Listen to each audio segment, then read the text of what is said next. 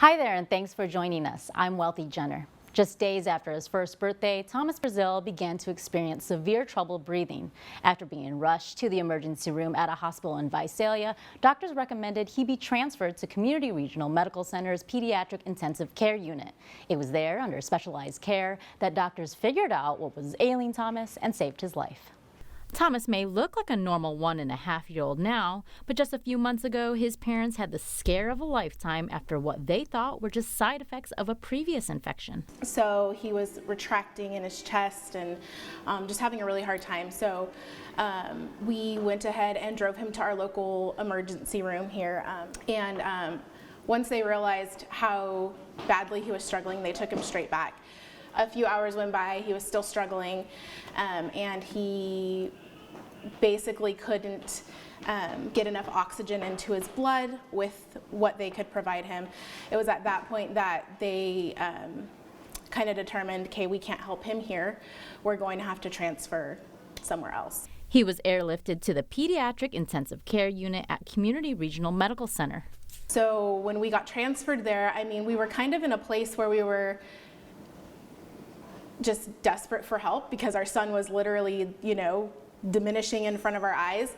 He ended up having a few pretty severe episodes where his saturation level started dropping. He couldn't get enough oxygen, and his heart rate dropped. And so I think it happened like 3 or 4 times, and we were told those 3 or 4 times, you need to come in. Things aren't looking good. Thomas's doctors determined he had bacterial and fungal pneumonia caused by Aspergillus, a fungus that usually affects the respiratory system. He had acute respiratory failure. He was on mechanical ventilation, was intubated during that time period, and he was continually declining despite all of the efforts from the pediatric intensive care unit.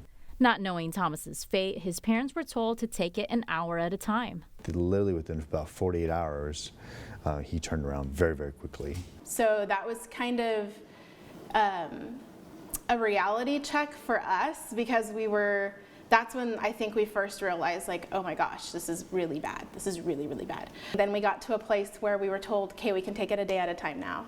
And then, he finally got stabilized and extubated, and we were on the road to recovery. And it was a long road to recovery, as Thomas spent almost a month at Community Regional, where he had to get antifungal treatments and weekly blood draws, along with suffering the long-lasting effects to his body. He does have some lung damage as a result of his lung infections. So he does do a airway clearance vest therapy twice a day. So it's like the little shaky vest, the thunder vest we call it.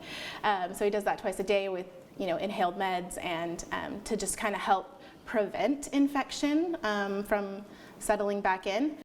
The Thunder Vest helps loosen any mucus that might be in Thomas's lungs and is a welcome treatment in the Brazil home, as it means darker days are hopefully behind them. We didn't know about the PICU until we had to go. I just think people in the Valley should know that they are excellent, that they are top-notch care in the Valley. I mean, we've seen doctors all over the place, and I'm confident in the care he's receiving in Fresno with CRMC. Dr. Mua says decisions on how to provide the best care are best made as a group effort, meaning more than one specialist will often see the patients together. This multidisciplinary approach is what helped save Thomas's life. When physicians talk, things usually get done in a much more concerted way. And so that's one thing that a lot of the families have been very appreciative of because we do talk and we communicate with their physicians as well as the other specialists. Specialists from Community Regional are still researching exactly how Thomas contracted Aspergillus, and he continues to see Dr. Mua to make sure his lungs are staying healthy.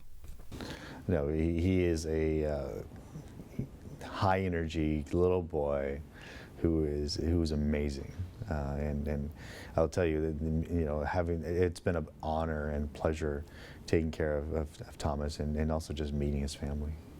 And although Thomas still has to meet routinely for checkups, he's overall a healthy and happy boy.